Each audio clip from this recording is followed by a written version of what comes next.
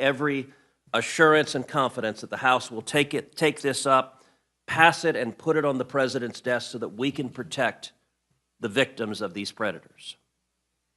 And we're very excited to be joined today by the First Lady of the United States, Melania Trump. Mrs. Trump has long been a champion for protecting our nation's children with her Be Best initiative. And I can think of no more important issue for our First Lady to lean on than protecting children online. Your success will mean our children's success and healing for thousands of victims. And with that, I'd like to turn it over to the First Lady of the United States, Melania Trump. Well.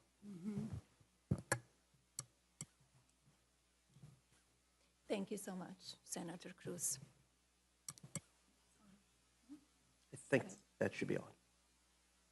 Is it on? It's not very loud. Good afternoon.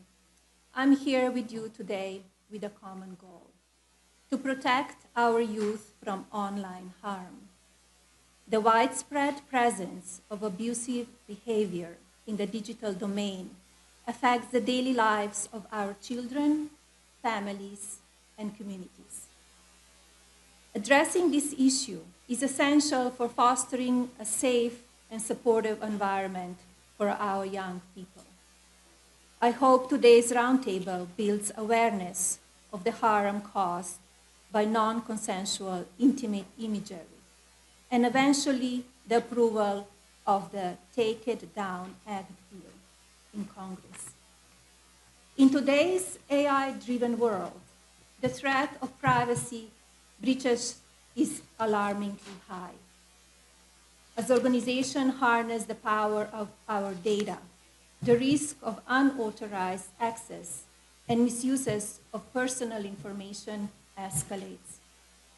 We must prioritize robust security measures and uphold strict ethical standards to protect individual privacy. As First Lady, my commitment to the Be Best initiative underscores the importance of online safety. In an era where digital interactions are integral to daily life, it is imperative that we safeguard children from mean-spirited and hurtful online behavior. Ensuring their protection is not just a responsibility, but a vital step in nurturing tomorrow's leaders. Here with us today is Alison Berry, a 15-year-old brave young woman. Alison Spears used AI to create non-consensual intimate images of her and then spread the images across social media. They superimposed her face into pornographic content without her consent, solely to humiliate her. And authored, Alison's family contacted the social media companies for help. Their efforts fell upon deaf ears. Ultimately, the fake images circulated worldwide. It's heartbreaking to witness young teens, especially girls, grappling with the overwhelming challenges posed by malicious online content, like deepfakes. This toxic environment can be severely damaging. We must prioritize their well-being by equipping them with support and tools necessary to navigate this hostile digital landscape. Every young person deserves a safe online space to express themselves freely without the looming threat of exploitation or harm. To the brave survivors of NCII, your strength inspires the courage in others. To the advocates, your voices power our youth and hopefully bring change. And to the families, your unwavering love is a pillar of resilience. Thank you again to Senator Cruz, Speaker Johnson, House Majority Leader Scalise, Representative Salazar, Chairman Guthrie, Chairwoman McCain, Chairman Hare, and Representative Kahan for being here today and for your dedication to this important cause. I was heartened to learn that Senator Cruz and Senator Klobuchar united to prioritize this fundamental matter. I must admit, however, I expected to see more Democrats, leaders with us here today, to address this serious issue. Surely, as adults, we can prioritize Americans' children ahead of partisan politics. I hope to prioritize the passage of the Take It Down Act bill. This legislation is essential for addressing the growing concerns related to online safety, protecting individual rights, and promoting a healthier digital environment. By advocating this bill, Congress can take an important step towards ensuring accountability and fostering responsibly online behavior. The Take It Down Act bill represents a powerful step toward justice, healing, and unity. Thank you.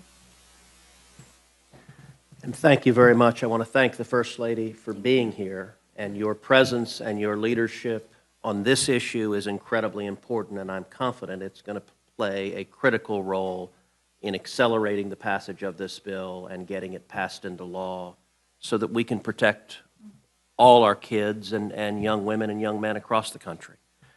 I now want to turn to the leader in the House, Representative Salazar, for her remarks. There.